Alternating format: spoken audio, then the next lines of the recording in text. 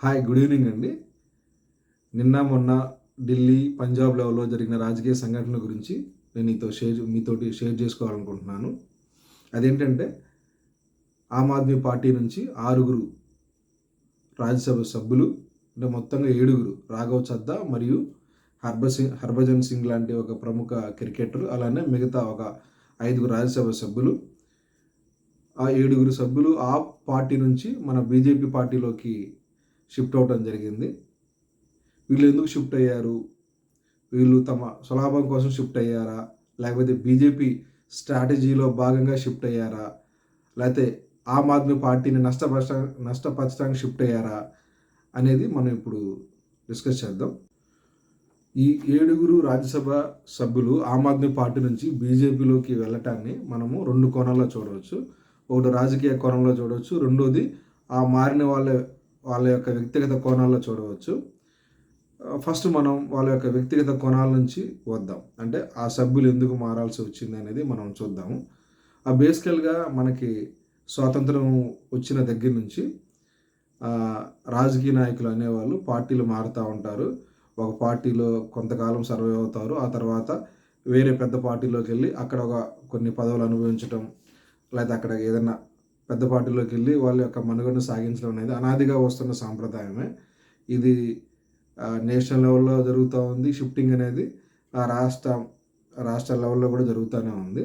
ఇప్పుడు వీళ్ళు మారటం అనేది ఎలా జరిగింది వాళ్ళ వ్యక్తిగత కోణంలో అంటే, ఆమ్ ఆద్మీ పార్టీ అనేది ఒక సోషలిస్ట్ యాక్టివిజం, అంటే సాంప్రదాయ రాజకీయ పార్టీలకి భిన్నంగా ఒక చదువుకున్న, ఒక ఎడ్యుకేషన్, అందరూ చదువుకున్న కూటమి, అంటే ప్రజల్ని అవేర్నెస్ పెంచుతూ ఒక రిఫార్మ్, ఒక రాజకీయ పార్టీలో ఒక రిఫార్మిస్ట్ పార్టీగా దాన్ని చూడవచ్చు. ఎందుకంటే కేజ్రీవాల్ ఒక ఐఏఎస్ నుంచి రిజైన్ చేసి పార్టీ పెట్టి ఢిల్లీ ముఖ్యమంత్రి అవ్వటం, ఆ తర్వాత అక్కడి నుంచి కొన్ని రాష్ట్రాలకు విస్తరించటం, అలానే పంజాబ్లో కూడా 2022 ఎలక్షన్స్లో ఇంచుమించు 75% ఓట్ బ్యాంక్ తోటి వాళ్ళు 117 సీట్లలో 95 సీట్లు సంథింగ్ ప్లస్ వాళ్ళు గెలుచుకోవటం. ఇట్లా ఆమ్ ఆద్మీ పార్టీ ఒక గొప్ప చరిత్రనే సృష్టించిందని మనం చెప్పాలి. ఒక సాధారణ, ఎందుకంటే రాజకీయ పార్టీలు అంటే డబ్బున్న వాళ్ళు, క్యాస్ట్ బేస్డ్, ఇట్లా చాలా పలు రకాలుగా బలవంతులైన వ్యక్తులు ఉంటారు. కానీ ఆమ్ ఆద్మీ పార్టీ అనేది ఒక సోషల్ యాక్టివిస్ట్ బేస్ తరహాలో పర్సన్స్ తీసుకొచ్చి వాళ్ళని రాజకీయ రంగంలోకి దించి వాళ్ళ ద్వారా ప్రభుత్వాలను ఏర్పాటు చేయడం జరిగింది.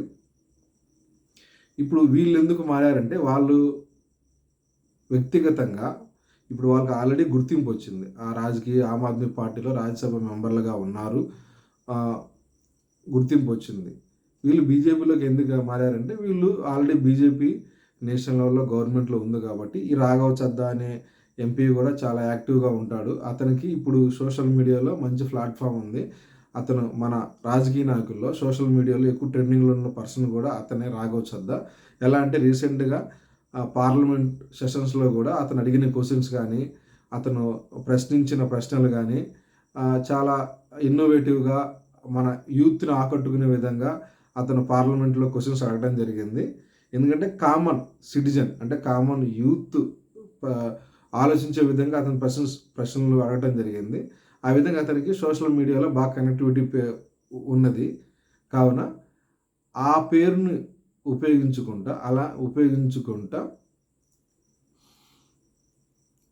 అతను, వాళ్ళందరూ కూడా ఇప్పుడు ఏం ఆలోచించారంటే, ఆల్రెడీ ఆమ్ ఆద్మీ పార్టీ కొంత డౌన్ఫాల్లో ఉంది. ఎలా అంటే రీసెంట్గా ఢిల్లీ మాజీ సీఎం కేజ్రీవాల్ అరెస్ట్ అయ్యి కొన్నాళ్ళు జైల్లో ఉండి మళ్ళీ విడుదలవటం, ఒకవేళ ఆ కేసు కూడా లేదని సుప్రీంకోర్టు కొట్టేసిన, నైతికంగా ఆ పార్టీ అనేది కొంత డల్లో ఉంది. ఈవెన్ దో ఢిల్లీలో 22 మంది ఎమ్మెల్యేలు ఉన్నా కూడా వాళ్ళ యొక్క నైతికత అనేది ప్రజల్లో ప్రజల్లో ఆ యొక్క పేరు ఒకప్పుడు వాళ్ళు స్టార్ట్ చేసినప్పుడు ఉన్న వాళ్ళ యొక్క వేవ్ అనేది ఇప్పుడు ప్రజల్లో లేదు. 2022లో పంజాబ్లో గెలిచినా కూడా ఏదన్నా వాళ్ళు కొంచెం నైతికంగా, అంటే వాళ్ళు కొన్ని కేసులు ఇవన్నీ రకరకాల సమస్యలతోటి కొంత డల్గా ఆ పార్టీ కొంత ఉంది. వీళ్ళు ఈ సభ్యులు ఏమనుకున్నారంటే, రాఘవ్ చద్దా, హర్భజన్ సింగ్ లాంటి వాళ్ళు ఇక్కడున్న ఆల్రెడీ డల్లో ఉంది కాబట్టి, బీజేపీ గవర్నమెంట్లో నేషనల్ గవర్నమెంట్లో ఉంది కాబట్టి, మనకి అక్కడికి వెళ్తే మన మనకి రాజకీయంగా మనకి పదవులు రావటం కానీ లేకపోతే ఇంకేదన్నా అనే హోప్స్ తోటే ఈ మారినట్టు కనపడతా ఉంది.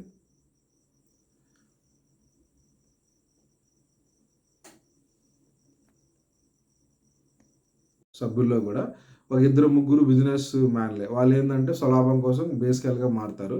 అలానే ఒక రాజ్యసభ సభ్యుడి పైన ఆల్రెడీ 2024లో ఈడీ రైడ్ కూడా జరిగింది. కాబట్టి వాళ్ళు మారటానికి వ్యక్తిగత లాభాలు ఉన్నాయి, వ్యక్తిగత సుప్రయోజనాలు అంటే వాళ్ళ పర్సనల్ ప్రయోజనం కోసమే మారినట్టుగా కనపడతా ఉంది. ఎందుకంటే ఈ రాఘవ్ చద్దాకి ఆల్రెడీ ఒక మినిస్ట్రియల్ పోస్ట్ కూడా ఆఫర్ చేస్తారని ఒక రూమర్ అయితే ఉంది. అలానే ఇంకొకరు కూడా ఢిల్లీ నుంచి ఉన్న రాజ్యసభ మెంబర్ స్వాతి మన్వాల్కి కూడా మినిస్ట్రియల్ పెడితేస్తారన్నట్టుగా వాళ్ళు నడుస్తూ ఉంది. సో ఎనీవేర్ వాళ్ళకి ఏంటంటే వాళ్ళ కోణంలో వాళ్ళ యొక్క ప్రాఫిట్ అంటే పొలిటికల్గా గెయిన్ అవటం కోసమే వాళ్ళు మారారు.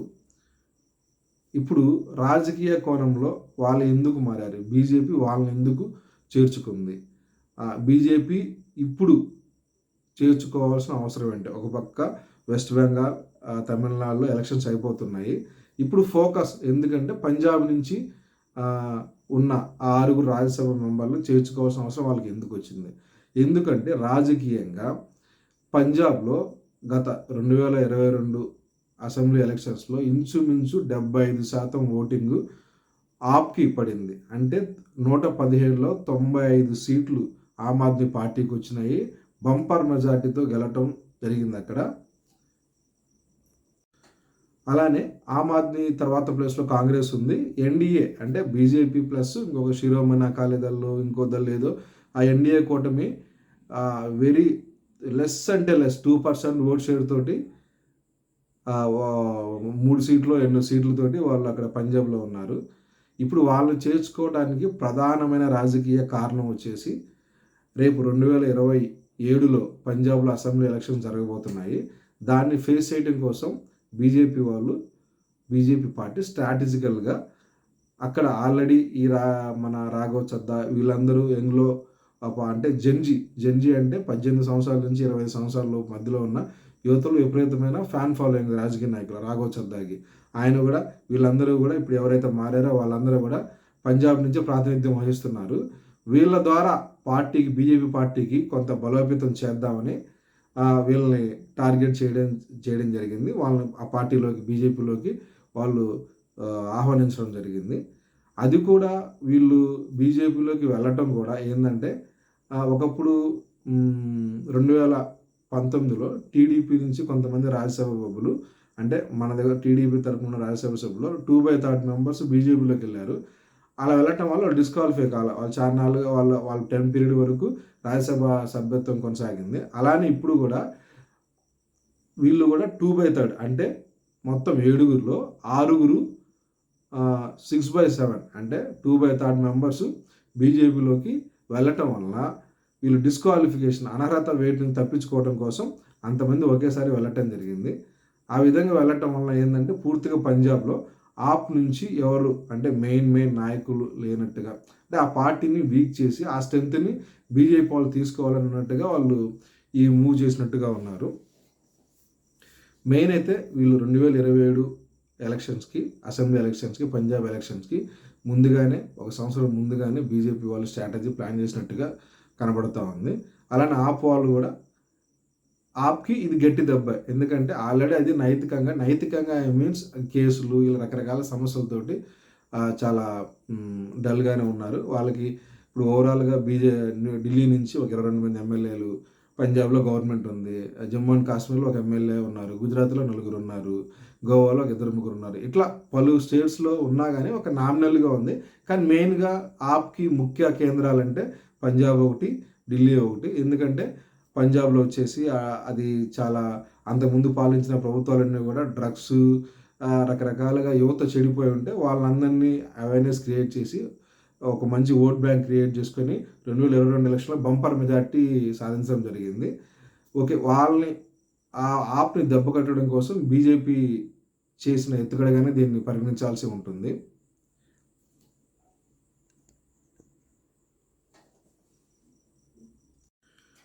బీజేపీ వాళ్ళకి రాఘవ్ చద్దా. ఎందుకు రాఘవ్ చద్దా ద్వారానే రాఘవ్ చద్దానే వాళ్ళు ఇప్పుడు ఆ 7 జాయిన్ అయ్యారు. 6 రాఘవ్ చద్దా ప్లస్ ఒక 6 మెంబర్స్ మొత్తం 7 రాజ్యసభ సభ్యులు ఆప్ నుంచి బీజేపీలోకి చేరారు. కానీ ఎందుకు వాళ్ళు నేషనల్ మీడియాలో ఓన్లీ రాఘవ్ చద్దాని మాత్రం హైలైట్ చేసుకుంటున్నారు. రాఘవ్ చద్దా మాత్రం హీరోలాగా ఎందుకు ప్రొజెక్ట్ అవుతుంది అంటే బికాస్ రాఘవ్ చద్దా జెన్జీ దగ్గరగా జెన్జీ ఈ తరం జెన్జీ యూత్కి చాలా దగ్గరగా చాలా క్లోజ్గా ఉన్నాడు. అతన్ని ఎక్కువ జెన్జీ యూత్ ఫాలో అవుతున్నారు. అతను పార్లమెంట్ అడిగే క్వశ్చన్స్ కానీ అవన్నీ కూడా జెన్జీ జెన్జీ గ్రూప్కి చాలా దగ్గరగా ఉంది. అతనికి ఎక్కువ ఫాలోవర్స్ ఉన్నారు. రాజకీయంగా అతను లైక్ చేసే వాళ్ళు ఎక్కువ మంది ఉన్నారు. బీజేపీకి ఏంటంటే ఈ జెన్జీ ఈ 18 సంవత్సరాల నుంచి 25 ఏళ్ల మధ్యలో యూత్లో అంత ఓట్ బ్యాంక్ లేదు. ఆయన ద్వారా త్రూ అవుట్ కంట్రీ వైడ్గా కొంత ఓట్ బ్యాంక్ ఈ జెన్జీ గ్రూప్ని తమ వైపుకు లాక్కోవచ్చు అని బీజేపీ ప్రయత్నంగా కనబడతా ఉంది. సో అల్టిమేట్గా బీజేపీ ప్లాన్ పంజాబ్ 2027 ఎలక్షన్స్ని ఎదుర్కోవటం, అలానే నైతికంగా ఆ పార్టీని డల్ చేయటం, అంటే ప్రజలకు కూడా ఈ రాష్ట్ర స్థాయిలో ఉండే పార్టీలు ఏ మేరకు ఉపయోగపడతాయి అనే విధంగా ఓన్లీ జాతీయ స్థాయి పార్టీలు అయితేనే ప్రజలకు ఉపయోగపడతాయి అనే ఒక సిగ్నల్ ఇవ్వటం. ఇలా అంతిమంగా రాజకీయంగా ఆధిపత్యం సాధించడం ఏ పార్టీకైనా ముఖ్యం కాబట్టి వాళ్ళు రాజ్యసభ ఆప్ నుంచి సభ్యులను చేర్చుకున్నారు. ఆప్ వాళ్ళు కూడా రాజ్యసభ సభ్యులను కోల్పోవడం జరిగింది. చూడాలి ఆప్ ఏ విధంగా 2027 ఎలక్షన్స్ని ఎదుర్కొంటుంది, బీజేపీ ఎలా ఎదుర్కొంటుంది. బీజేపీ పార్టీ నాయకులను అయితే చేర్చుకుంది, కానీ సామాన్య ప్రజల ఓటర్లను మనసులను ఎలా గెలుచుకుంటుందో చూద్దాం.